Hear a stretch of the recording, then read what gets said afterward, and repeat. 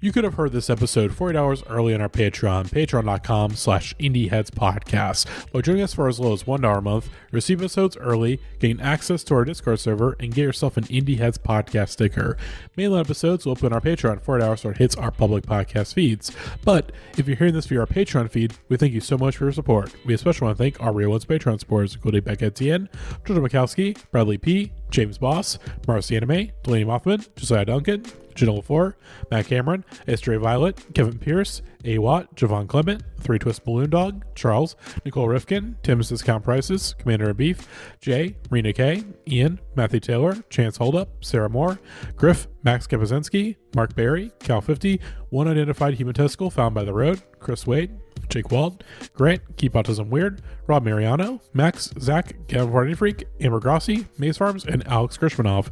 And if you want to be amongst these names, consider upgrading to our Real One tier on Patreon, where you'll receive a bonus episode every month on top of other perks.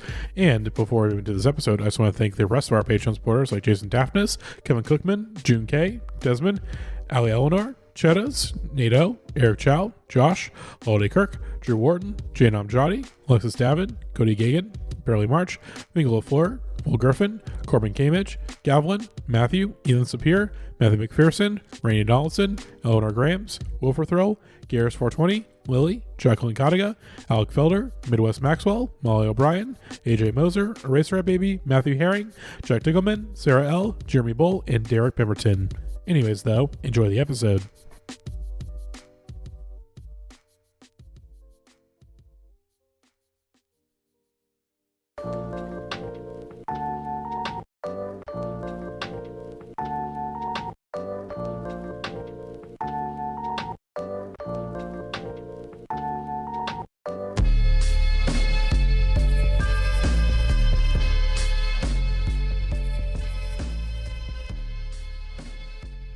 Hello, and welcome to an episode of the Indie Heads podcast for your consideration. I'm fully winging it because I didn't realize I was going to be the one who would just roll right into the intro here. Sorry if that's stepping on any toes here. But I'm joined here with my good friend Rose. Rose, hi. Hello. And we've got Matty sitting in on a producer level. You might hear him chime in from time to time. Rarely, but you'll hear me every now and again. It is my podcast at the end of the day, but the floor has been seated. Yeah, just priming the floor, just in case any stray voices enter the mix. But we're here today because we have on two members of the band Home Is Where. We have Bea MacDonald and Tilley Komorny here to talk about their new album Hunting Season, which by the time this drops should already be out. But Tilley, Bea, thank you for being here. Hell yeah. Hi. Thanks for You want to do a bit where we talk over each other the whole time? It's natural, just right off the bat. But yeah, I Rose, I don't know if you had anything you wanted to say right off the bat about just like because I know we've both had this record that we've been sitting with for a while, and we're here today to have just kind of like a pretty loose chat about it, what went into it. But yeah, I have a lot of places that I could go like right off the bat, but I'm curious if you had anything you wanted to immediately jump into. Not in particular. I mean, I feel like a good place to start would be Elvis. I know we had a lot of Elvis questions on the We brain. had a lot of Elvis questions, which is only natural for a record that is for those not in the know. The album bio written by a friend of the podcast, Grace Robbins Somerville, who I believe most recently was on our Indie Sleaze episode from a few weeks ago, wrote up about how the record is like conceptually in part about 13 different Elvis imposters all getting into fatal car collisions at the same time, and each of these 13 tracks being like separate dying thoughts, fantasies, inner monologues from those Elvis impersonators. But yeah, I mean, I think the first thing that I had in mind with that is I'm curious what compels you about like Elvis impersonators specifically, because I feel like that's like both a loaded thing of just like impersonators in general, like celebrity impersonators, but also like Elvis is like a monolithic figure himself. Yeah, hearing the album concept like spat back at me a little bit just made me realize kind of how ridiculous it is. But yeah, but it is all those things. I wouldn't say it's a concept record as much as it's like I gave myself like a prompt to help um write these songs, but it wasn't, and I wasn't like married. Like the last record was really like a concept record. And we wanted to kind of push away from that, but having a prompt, it just helps sometimes. But yeah, Elvis impersonators are funny. I think that idea kind of crept into my head watching. Have you ever seen that movie, Bubba Hotep, with oh, what's his name, the guy from the Evil Bruce Dead Campbell. movies? Yeah. Yeah, he's in. I thought that was a pretty compelling movie. I mean, it was, a B movie, but I don't know, it was something about it, just like I've always kind of he's a tragic figure, Elvis. And then and for a lot of people he is like rock and roll. He is just like American culture, like in general, and is something like to strive for. But also with that, Elvis carries like a lot of skeletons and weird. Like we know that he wasn't like the best guy or whatever, or like the best example, or somebody whose life you should probably strive for or want to like imitate in any regard. But there's something about him that compels so many people to want to get under his skin or something. And I just thought that was really like, like it's like, I don't know, I don't want to say it's like inherently kind of like queer or whatever. I don't want to but like there's just something weird about wanting to change, to not be, I don't know, to be somebody else, to be that obsessed with somebody, and then to want to change how you look, you act. I don't know, and then yeah, I don't know. There's a lot of different reasons for that. I can talk about this for too long. So if Tilly wants to jump in here with any kind of Elvis tidbits, that'd be great. Because Yeah, sure, sure. Well, another one of the big things about Elvis, specifically his appearance with like the sort of larger than life suits, like the nudie suits, the sort of rhinestone, overdone kind of cowboy look. I think that this record sonically has a lot of country influence. Well, it absolutely does, and I think that having a visual of Elvis to kind of portray that kind of leads to like that like grandiose, larger than life kind of type of aesthetic, which I think plays really nicely with the concept, but also like sonically with the music itself, the country and rock and roll and those influences that we pull from. It's a way to bring that especially into a modern sphere. Elvis is still timeless. Mm-hmm. Yeah, because like the thing that like immediately like crept into my brain when I first like read that was like at least one of several things, as we'll talk about, that went into the record, is just like it feels like but not to regurgitate like a like past interview that I did that like also ended up diving into Elvis, but it's kind of like it feels like there's this like kind of cultural like cycle that's going back into like this decade's like obsession with Elvis again, and it's kind of like coming back in a way, and it's I think a lot about like kind of how in part, like to me it feels like where this kind of like dovetails into like something else that the record deals with, like where it deals with where like Home Is Where in general has dealt with kind of like a lot of this like very kind of like expansive, like wide ranging uh exploration of like what different aspects of like American like culture and identity tend to be. And so with like the last record, it was a lot about like, for instance, like the way that like the culture was inexplicably or like kind of like incomparably changed by like 9/11. And like this record in a lot of ways is kind of delving into like that kind of just like road trip like kind of vibe, but it also it kind of gets into like the central kind of like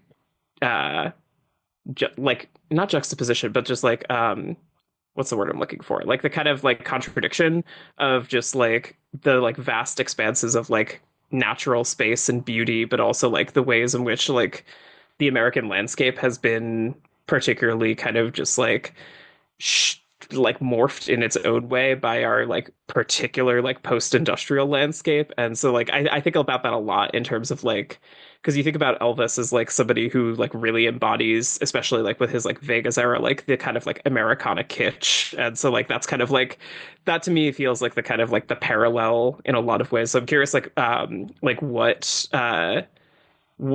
like what is the, I guess like what draws you to like that kind of contradiction within like the fabric of like our own like culture and like geography and landscape? I don't know. Uh, Well, it's cool. I think we It's saw a lot of interesting. it. I think we saw a lot of it on tour.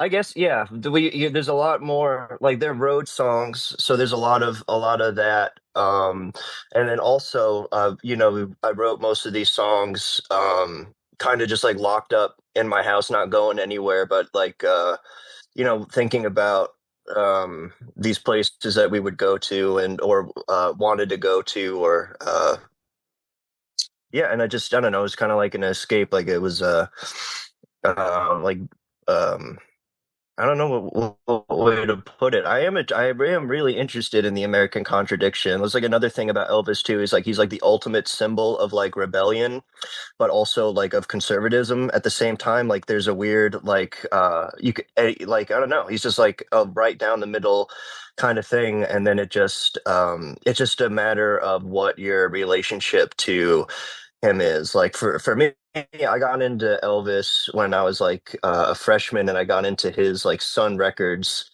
era, and I still love that shit. Like I listen to like those early Elvis records like uh, pretty often, and then there's just something happened where he just, I think something with like, I don't know too much about his like life. I'm not like an obsessive. I think he's interesting, and I know a little bit about him. But from what I can understand, like something happened when like he just came back from his service in the military or something, and he just got kind of washed out after that. Something, I don't know what happened.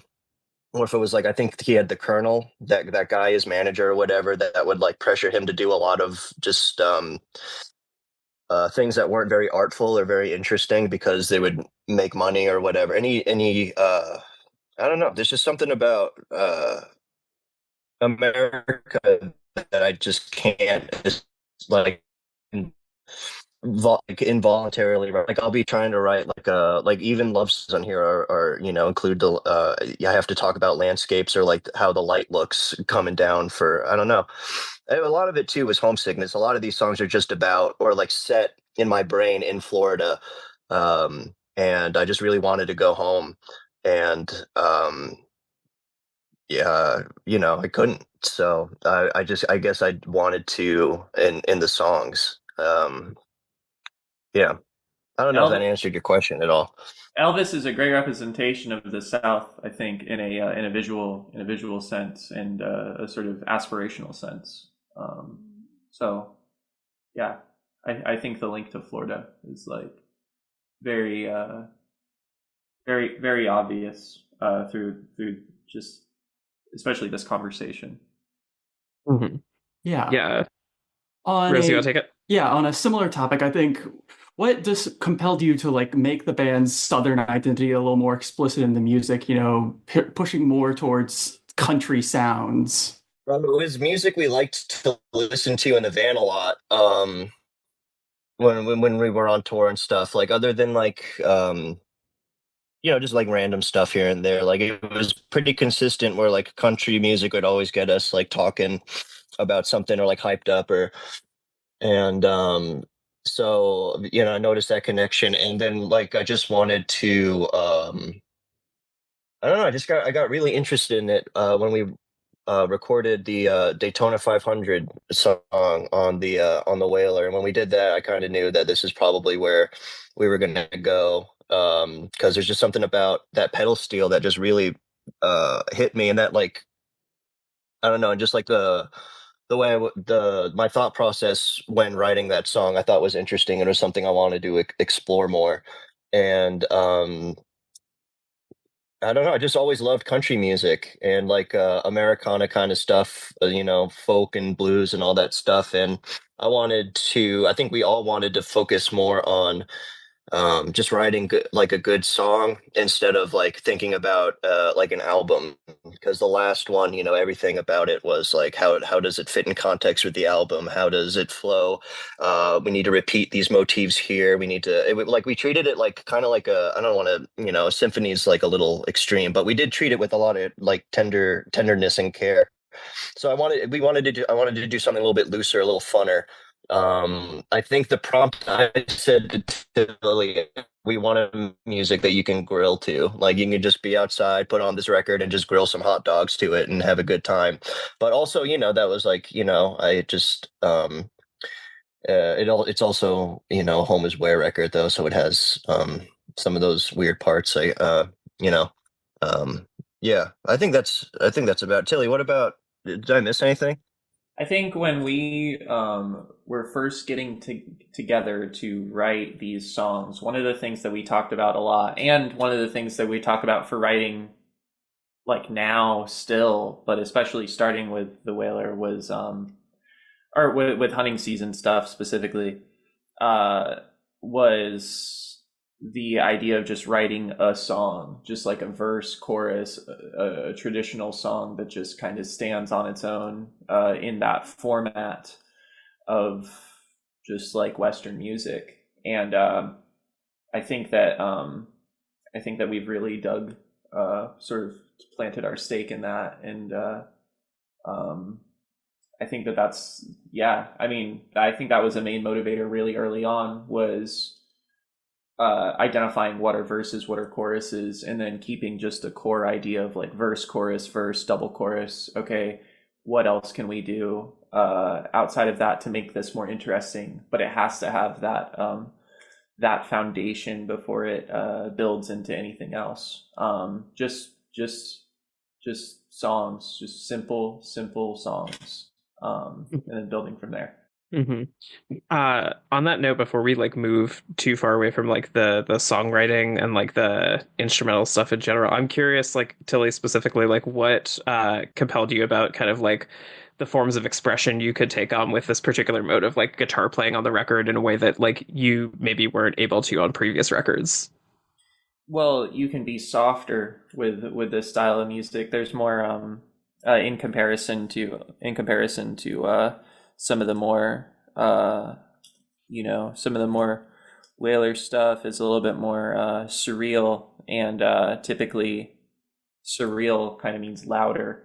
I guess not always, but that's my perception of it. Whereas this is, again, just a little bit more from the heart, and you get to be more intricate with that. So things like more acoustic guitar layers, simpler chords. Let's say your chords are just, like two chords in a song for the most part. Like Shenandoah is a song that really only uses two chords. It sounds like there's much more, but that's because of the fact that we got to explore those chords more and do more things with them. But that song is just A to E. A beginner, anybody could learn it. And it's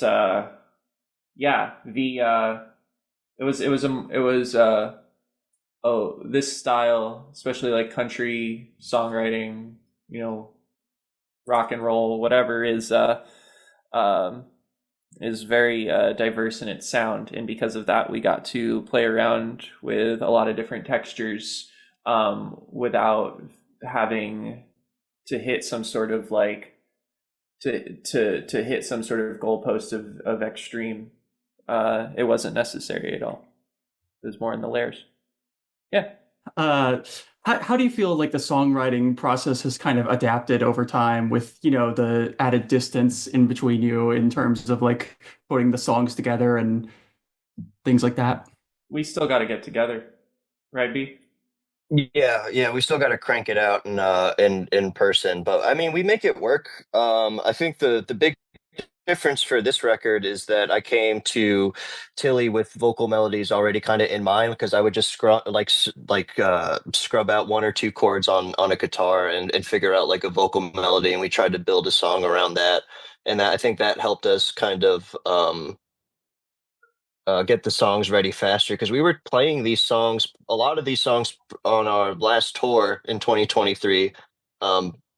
We had a decent amount. I think we were playing like four of them. Yeah, so I mean, we had these songs in our pocket for a while, which is probably why it took us like 3 days to record it too.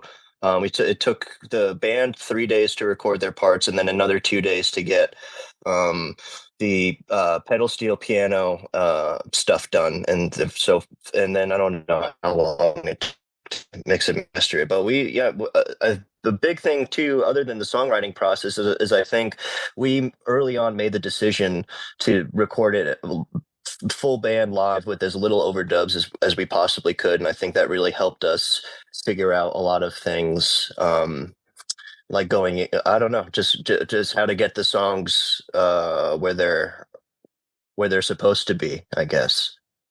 Think the Beatles Let It Be, that kind of situation, recorded live. Yeah, Jack Shirley was like Phil Spector on the Let It Be sessions. Yeah, exactly. Mm-hmm. What was the Maxwell Silverhammer equivalent of just playing a song over and over until? Oh, there was a. Oh, do we? Probably fucking. What's that one tune? What's track 3 on the record? Artificial Grass. Oh, Yeah. Artificial Grass. Yeah, that one probably took a while. Yeah, that's a doozy. To play live. I mean, you could map out metronomes and shit like that and get that song done pretty efficiently, but to do that live was very difficult.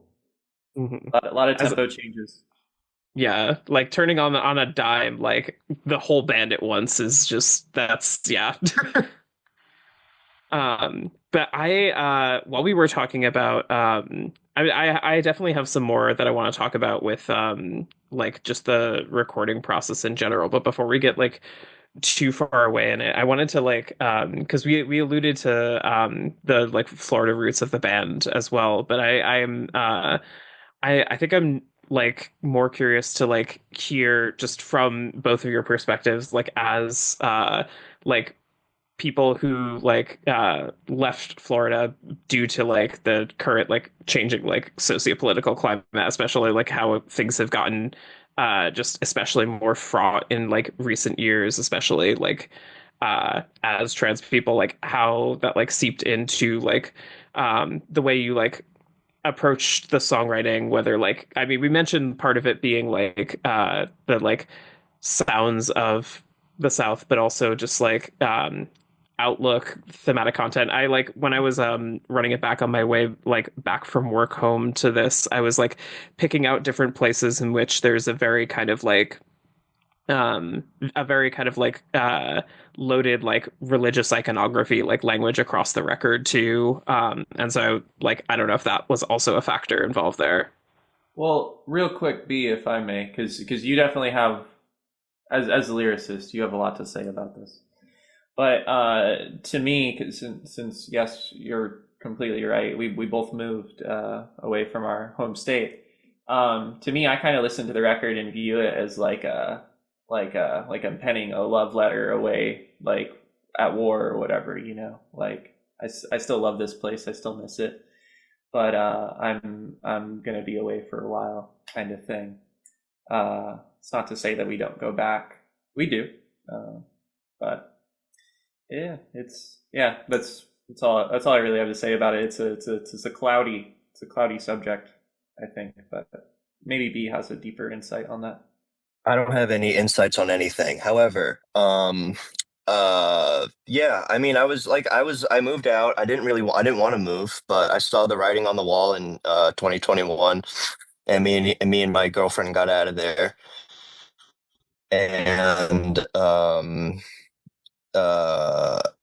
where we were at, it just got really bad, you know, mentally and stuff. And I couldn't help but think maybe a lot of these things wouldn't be happening if I didn't move. And then And it's like, well, it's probably I don't know. I just got in my head about it. I just got into like idealizing this like place, like almost getting into this mindset of this Florida, that like romanticizing this place, because Florida, like I love it, but it's fucked up. It always has been. But it's like my kind of fucked up. I would, it's what I don't know. It just makes sense to me, even though I don't like I don't know. I just understand how it goes without, condoning it or anything. I know how to navigate it, I think. But at the same time, I don't know. I had just come out as being trans, and there was all kind of, horror stories that you hear. And I don't know. I just kind of panicked and got out, and I was really fortunate in a way. I know there's a lot of people that are clamoring to get out, and I'm, kind of, in a place of privilege to be like, I miss it, where even though I'm in a different spot now, but I don't know. I want to go home, and I think there was just, I don't know. I just wasn't cut out for anywhere else. Nowhere else. I feel like a fish out of water, I guess, is kind of like that, and I just wanted to go back in the water. Um, yeah, that's the only way I can put it. I don't really know. There's not much to it other than I was just pretty homesick. There was a lot of bad shit happening, and I just wanted to go home where none of that shit was happening, I guess. Personal, politically, there's a total, hey, come on now, forget about it. But It's I anywhere don't though. know. Yeah, It's exactly. anywhere. That's what I learned. That's what I learned because I moved to New York. I don't live in New York anymore. I'm in Appalachia now. I'm in a very nice area of Appalachia where people are pretty chill here. But because I needed to get back in the South, I'm not cut out for the North for anything. And I don't know, I just wasn't cracking it up there. There's a lot of other shit that I don't want to go into too much, but a lot of it was just like location, and just pining for something that didn't really exist, but maybe did. I don't know. It was just I think that's the best way to kind of put it. Yeah. And I'm over here in Bing. Portland, and it's still there's still transphobia. I mean, there's a lot more trans people, which is cool. Yeah, everywhere sucks to be trans. It's awful. Like, at least in Florida, it's not fucking cold. I don't gotta Fucking hear about the right. fucking Knicks all the time. Jesus Christ, who cares? I'm all about God, I can't even feign basketball. I can't think of a basketball Heat? name. I literally only know the Knicks. Yeah, the Heat. It's all about the Heat, baby. Fuck you. I the opposite problem, choosing to vacate my like East Coast life and move to fucking Minnesota. So like, but I mean, hey, we've got all the Bob Dylan culture out here. So There you go. Yeah. there we go. Yeah, you got tons of Bob Dylans out there. Oh yeah, Bob Dylan impersonators. Yeah. Dime a dozen. You Yeah. like pass them on the street every day. No, you don't. Yeah, first New Jersey winter was rough. Coming out of a South Carolina climate. Yeah. Yeah, Oh, Rose, you're from South Carolina, Oh my right? God, yeah, for Yeah. real. yeah.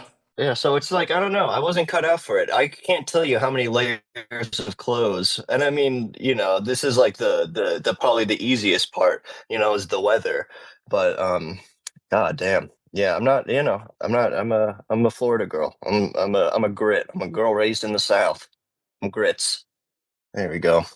I'll change that. How do I change that on my name? Here, I'll change my name to Grits. Hold on. You I still Indie Heads won't be able to podcast figure it out. exclusive. B is now Grits. Speaking Yeah. of changing names, B, I had to get a new license plate for the van today, Oh, and yeah. I changed it. I changed the plate to say HIWF. Oh, hell yeah. That's Home cute. door. Hell Yeah, yeah. it's gonna be cute. Took me a second to figure that one. It'll be cute. I'm gonna get my license plate changed to Tilley. There we go.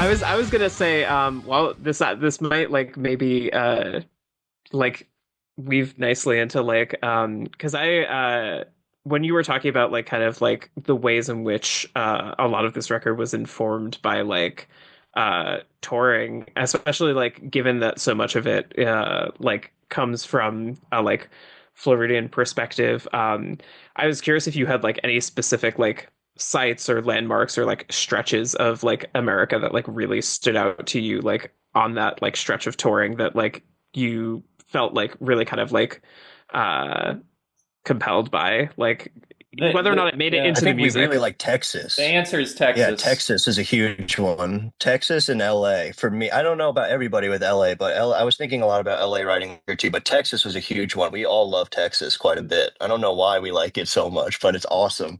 The American continental It's South. big.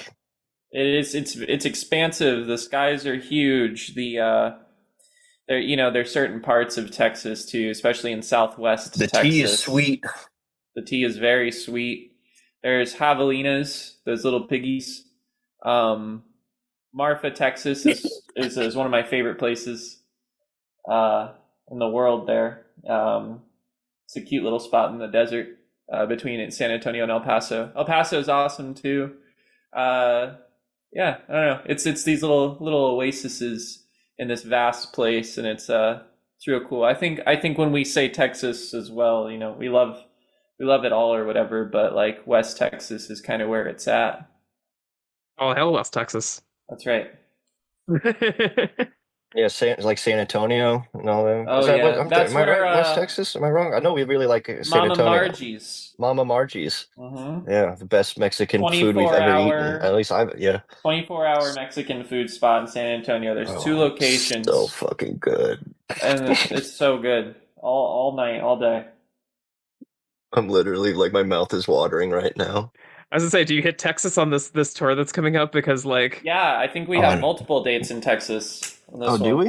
I'm gonna look at it real quick. We better. It sounds shit. Yeah.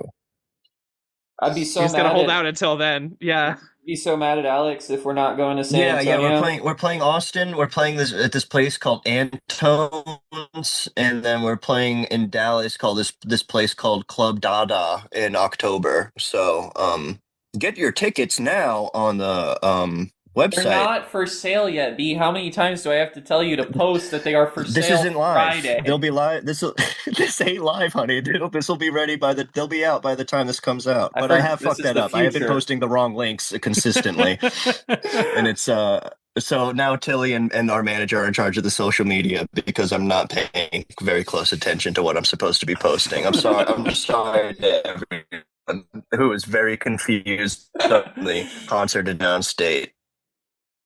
They're just not allowed to buy tickets. We don't like them. However, you can buy tickets right now to Liberation Weekend, which is going to be happening before this before this episode comes out, as y'all are one of the headliners there, and I will be there. I'm very, very excited.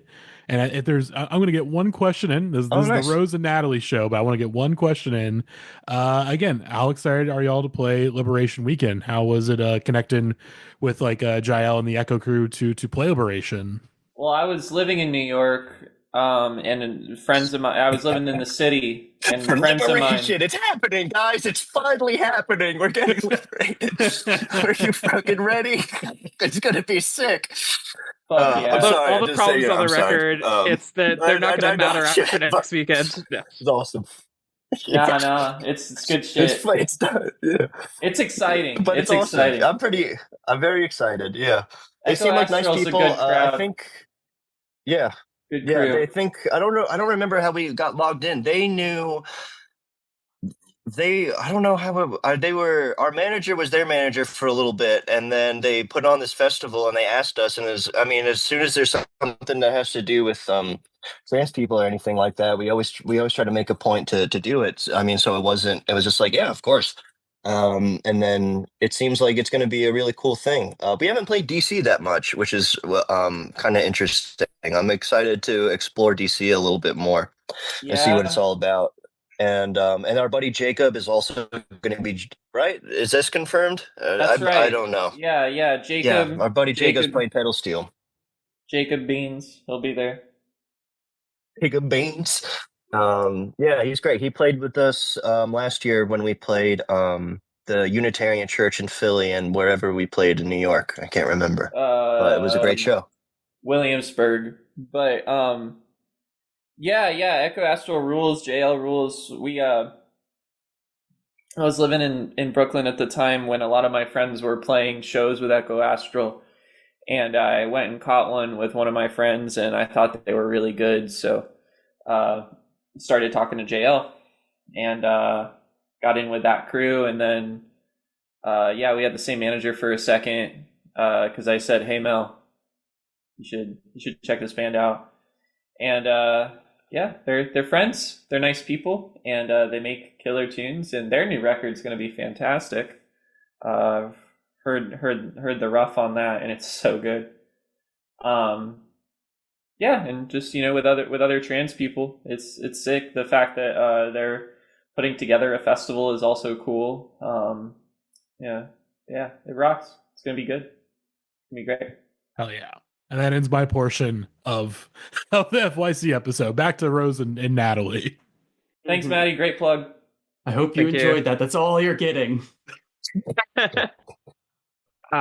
I've been asking quite a few questions, so Rose, if you have anything, I'm also like happy to pivot wherever you want to. Do we want to go Roll Tide? I think definitely maybe it makes sense to go Roll Tide. Yeah. I guess what did that track initially look like, in the early stages of writing, and how did it kind of evolve over time? It was just me with my, alone with the guitar. And then I think I don't know what I planned to do with it, but the whole band was over to practice for these for the 2 shows we played last year, because we didn't really play many shows last year. So when the band was over, I think I was fiddling around while everyone was tuning. If I remember, if I'm misremembering this, Tilly, please jump in. But I think we were, because I've been practicing it a little bit by myself, not thinking it would be anything.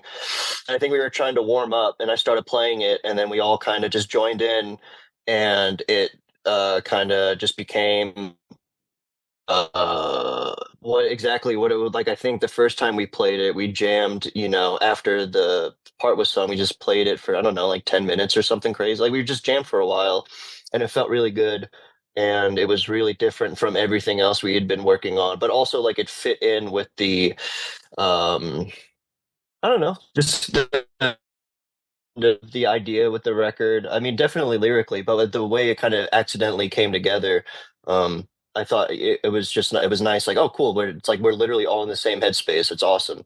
Like this unconscious. We don't need to talk to each other about what to do at this moment. Like it was all very intuitive. Like Joe knew to do like kind of like tribal kind of drums, I guess. I don't know what else kind of word you'd put there, but and then Tilly knew exactly when to get freaky, and then Connor was just riding, it was just like bass master, as they always are. So I don't know, it just kind of came together really organically. And then in the studio, that was all recorded live, except like the noise was overdubs and stuff, like all the samples and like the musique concrète moment or whatever that happens in there when we're fucking around with tape reels and all kinds of different things. But for the actual music was all live, none of it, like stitched together as one take. And I think we only did 2 takes, and that was the second one. We were like, that's good, we're done. And that's Roll Tide. That's basically correct. There was B before the band came. It was just you and I, and you showed me this sample, and we tried to write over it, or tried to have something over it. But the actual, and that was when it was a baby of an idea, it hatched when all the band was together, and I'm pretty sure I remember this now. I'm pretty sure Joe didn't have his cymbals set up yet. Like we were like breaking down the drums or something. No, it was in my basement. Yeah, he had like rags taped to them because it echoed through my basement so awful, like it was giving us like tinnitus. He just like taped rags on it. Yeah, and it was great. It was a fun time. And then we brought it into the studio. Fun. And it was, B is right, it's that idea of like collective conscious or whatever, like being able to just all lock in. And I think that was the main point of that song, was for all the 4 of us to, instead of write a song, more so just kind of be in the same moment together and have patchwork of a song. It's like conjure one. See what happens. Yeah, just kind of see what happens. Yeah, because everything else was so written, like it was very much like written, like because every song, and I've said this a few times when people have been asking me about this record, where because every Home Is Where song before this album was a poem that was written, and then music and melody was added later to it. Whereas with this one, I came up with like a line or two and came up with the melody for it, then built the song on that. So these, and then added actually have choruses, and then thought about them as songs instead of as poems.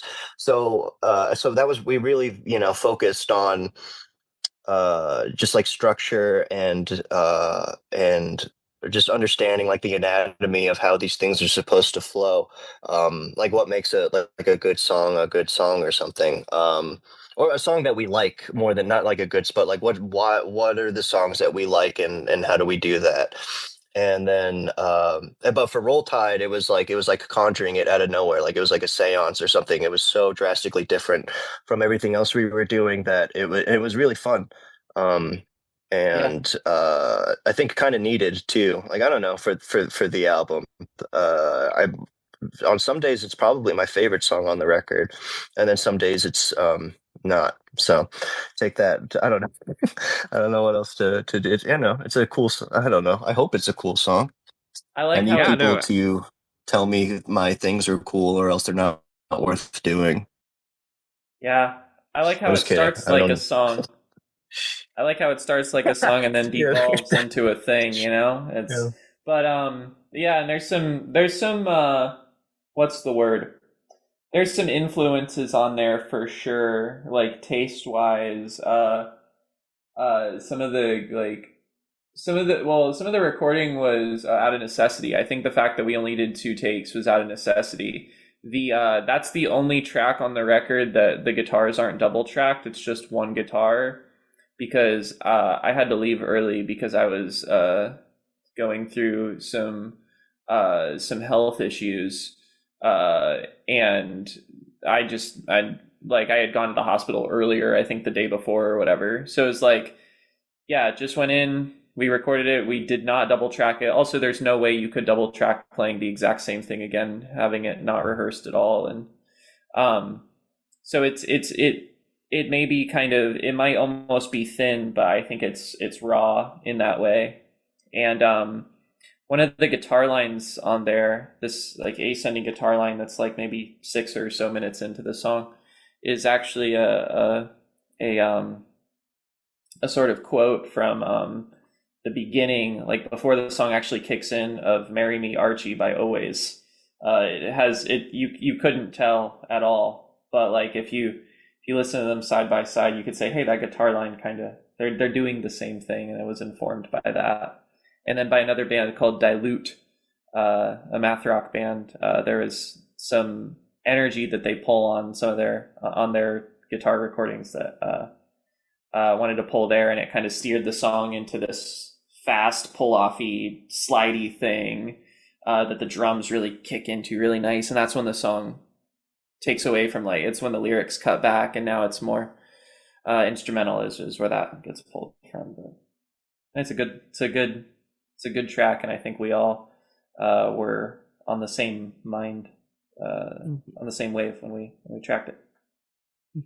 I was mostly just gonna like chime in and say, like, the way that you describe it also like makes a strong contradiction or like juxtaposition. This is the instance where like juxtaposition actually makes sense in terms as opposed to contradiction, but like it like juxtaposes nicely with like the rest of the record being so like fully conceived as like writing it in these like specific song formats, and then you have this penultimate track like right at the end where like that kind of like unravels before your ears, and then structurally like it almost kind of like picks itself back up again with like Drive By Mooning right at the end, which is like one of the more like traditional like songs like on the record as well. And so it like I don't know, there's like a nice kind of like sequence place that like it holds in as just like this like big moment where like kind of the like tenets for the rest of the album almost kind of like fall by the wayside to let this like kind of just more sprawling piece come forward. Yeah. Yeah, absolutely. But Yeah. Oh yeah. Yeah, I'm glad that thank you. I just got this water out of nowhere. it's funny how quickly the changeover to Drive By Mooning is. I love that situation. I Yeah. love a good abrupt transition like that. It just Incredibly. Yeah, it really kicks you. It really is like a mule.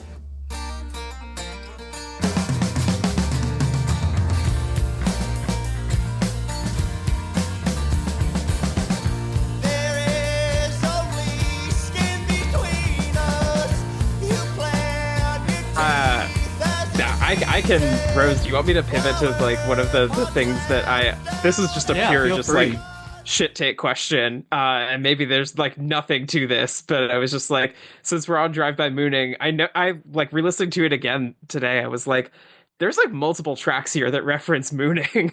So like what's the draw, what's the appeal? Funny. It's awesome. It's hilarious. Yeah. It's pretty good.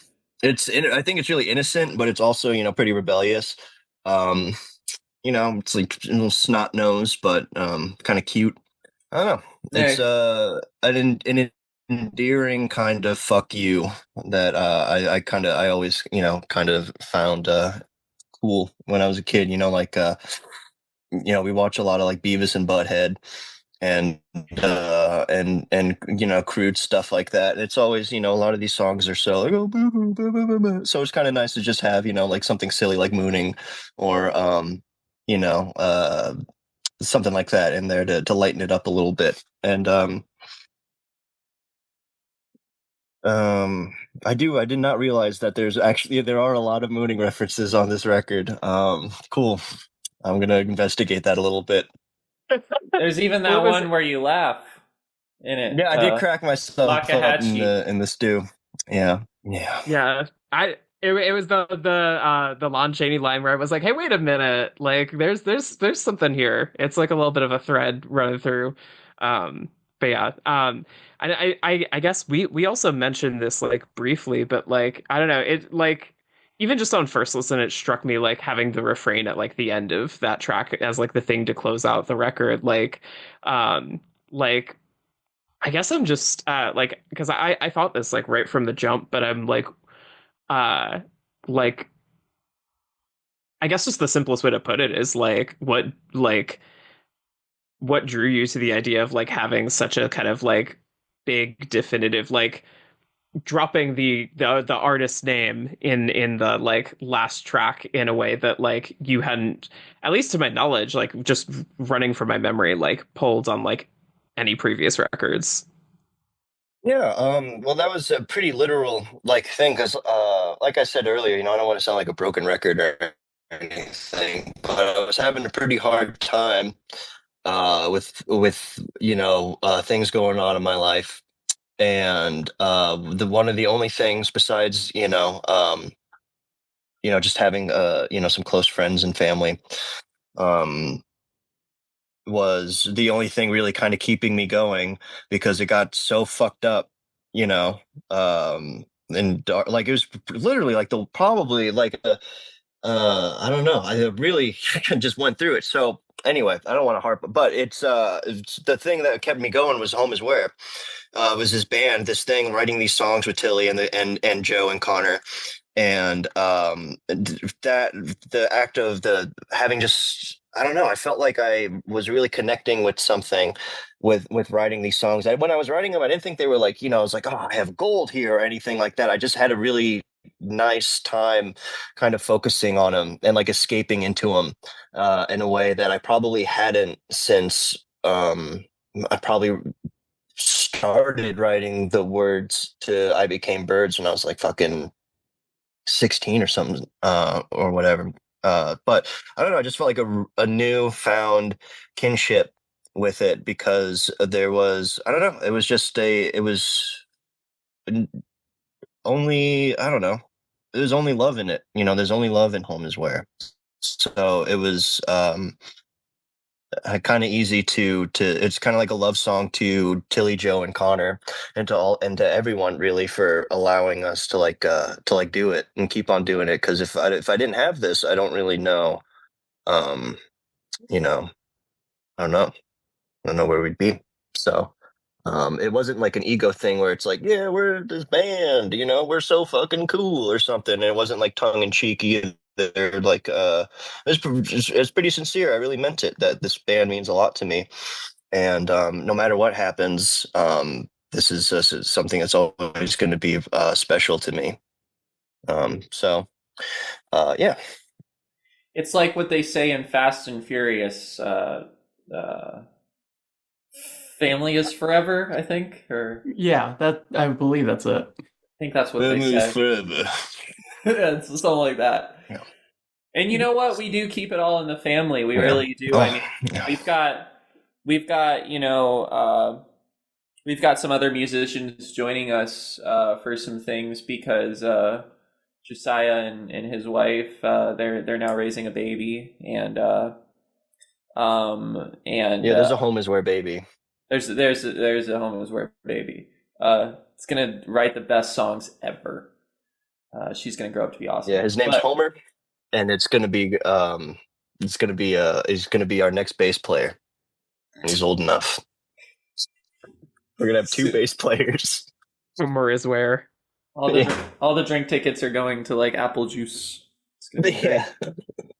They basically go there now, but yeah, and so yeah, we've got the people coming in to fill shoes for on occasion for drums and bass are still people that are either spouses or just really really closely connected to the band, or people Or we've really worked with cheap the whole hired time. goons.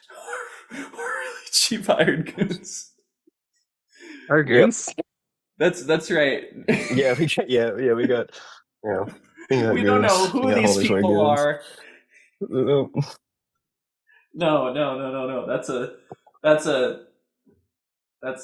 That was funny, but not real. Thanks, Tilly.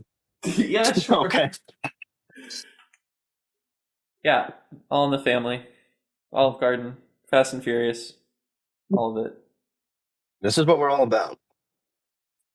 Yeah. I'm just waiting now for the Olive Garden promotional tie-in. Like, what would the home is where meal look like at Olive? Oh my god! If they gave us a pasta pass, I think it would just be breadsticks. I wouldn't say yes to that. I wouldn't say yes to that at all. Me and Joe are far too Italian to ever accept anything from a fucking not Carrabba's. What we talk Olive Garden. I won't have it. I refuse to step foot in Olive Garden. Olive Garden can fuck off. I'm not doing that. Yeah. Damn. Yeah. I became breadsticks. Just never gonna happen. The Olive Garden home is where collaboration just never gonna happen. Sad day. But understandable. I also hate Olive Garden. I'm not Italian, but I again from a non-Italian, the sentiments are all over the place. I agree. You can get better Italian elsewhere, even in a fast casual setting.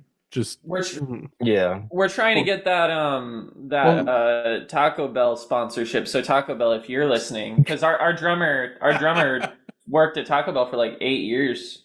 So like, yeah, it's like life. That is life. That's like life in prison. Parole. Yeah, taco parole. So hopefully we get that. That's got to be a band. Taco Parole? Are you kidding me? That's got to be like a ska funk band. I was thinking like a Minutemen type thing. Yeah, that would be awesome. Write that down. All right. Yeah, I'm literally writing down Taco Parole. All right, this is good. This is going to be my shitty emo side project. You never go full Roll Tide. You absolutely don't, Tilly. Tilly likes to text me during these interviews to distract me, and she knows that I'll lose my train of thought the minute I see it come through. One of our favorite things on tour. You're basically talking to a bird. Like, I have the attention span of a woodpecker. One of our favorite things on tour is to watch horrible movies. I think our favorite was The Ringer at this moment. But there's some. Yeah, The Ringer was fun. It was fun. It's one of those things where you look back and you're like, how bad did this age? pretty bad, but all the money went to the right place. So Remind me, is The Ringer the one that I'm thinking of? Because I'm like, the name rings a bell. Starring Johnny Knoxville. Knoxville. Starring Johnny Knoxville. Yeah.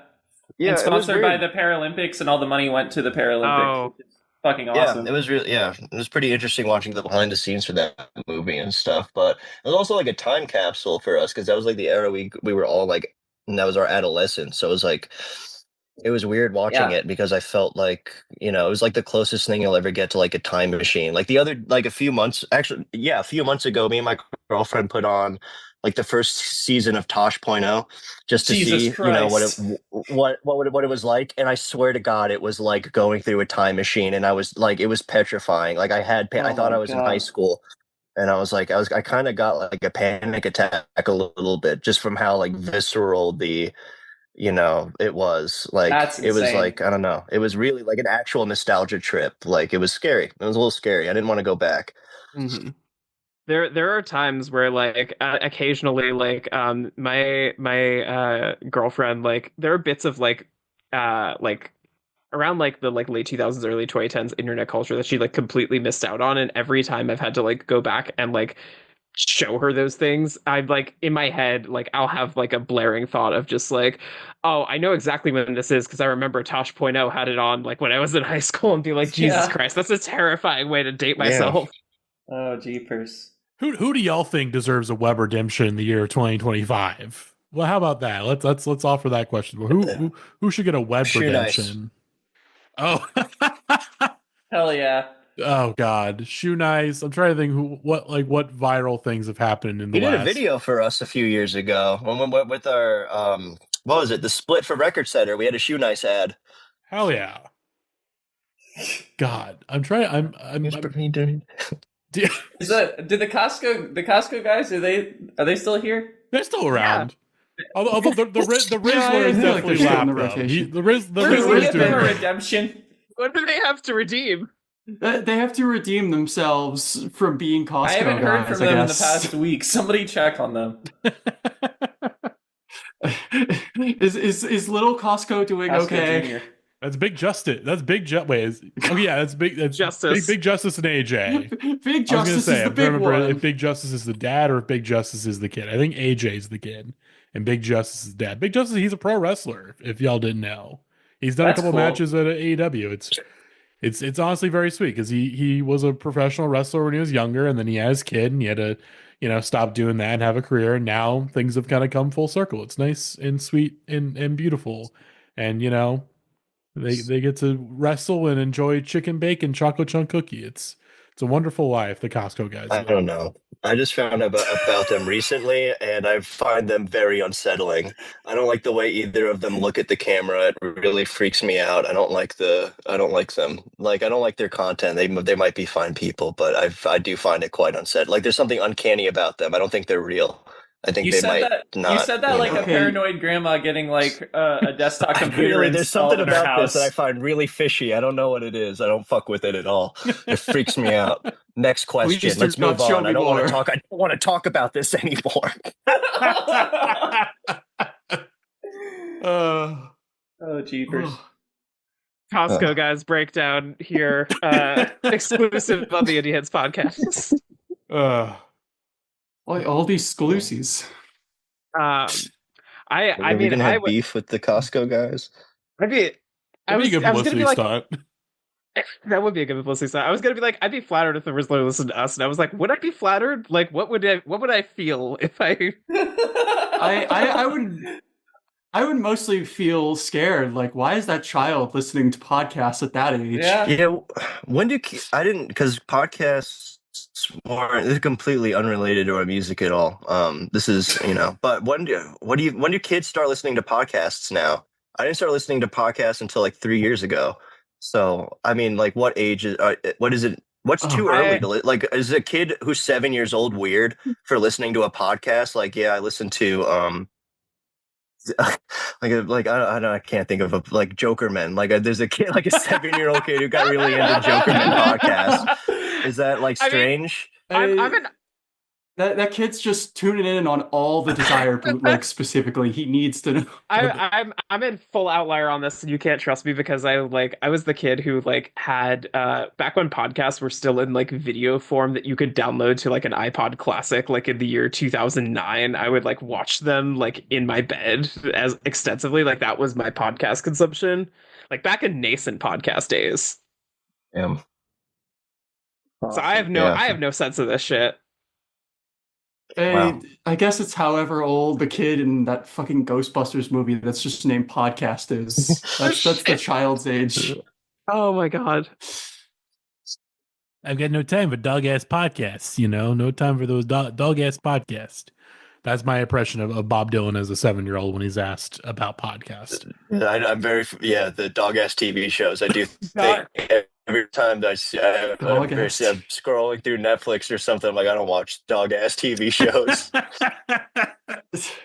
He was so right for that. Even in his age now, he's innovating. He's giving us like bold new linguistic inventions. It's beautiful. Yeah. Man's mind never stops. Thank you for listening to this episode of For Your Consideration from the Indie Heads podcast on Home Is Where's new record, Hunting Season. Our apologies for the technical issue that happened at the end here. We lost some of the final minutes of recording, which means you do not get to hear more of our musings, riffs on Bob Dylan and his use of the word dog ass. Apologies for that, and apologies for missing some great discussion on Dylan's records in general and his current live iteration. But we are so grateful to Bea MacDonald and Tilley Komorny for appearing on this podcast, talking about the record. You can listen to Hunting Season now. It's out on Wax Bodega. Really fantastic record that I know both Rose and I love and count among one of our favorites of the year. And Home Is Where's tour dates have now gone on sale. They're going out on tour throughout the fall, likely coming to a city near you. It's one of their biggest tours to date, so check that out on their social media. And thank you again for listening. You will likely hear one of the members of Home Is Where make another appearance on this podcast later this year, so stay tuned for that. But until then, thank you, Bea. Thank you, Tilley. Go listen to Hunting Season, and we'll see you next time.